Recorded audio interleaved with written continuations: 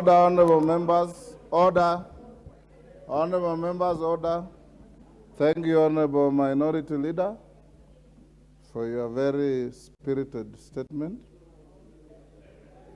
I agree with the facts, as you have said. You wrote to me, that is true.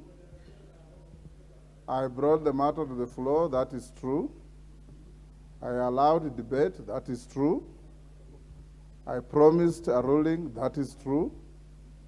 That I didn't give a date for the ruling, that is also true.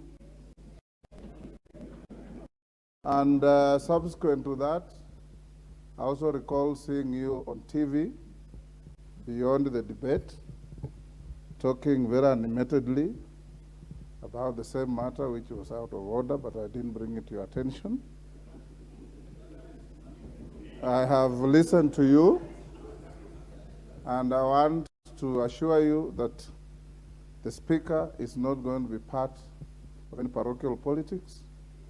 The Speaker is not going to be part of the management of any affairs of any party or any coalition, but the Speaker is also enjoined in the oath he took to protect and defend the Constitution, and will do so without any fear or favor or prejudice.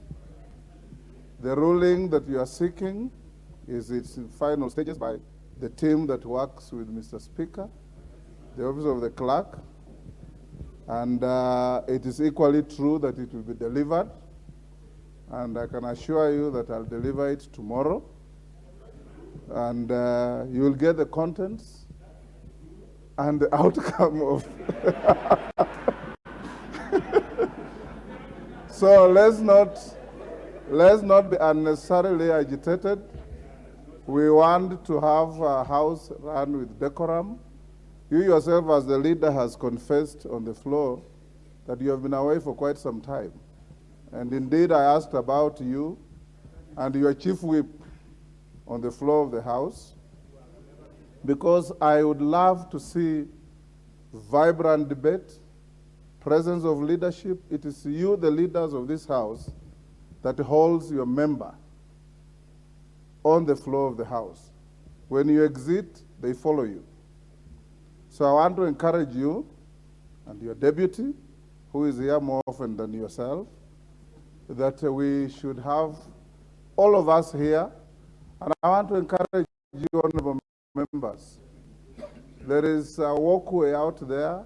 We have good gardens in the Parliament.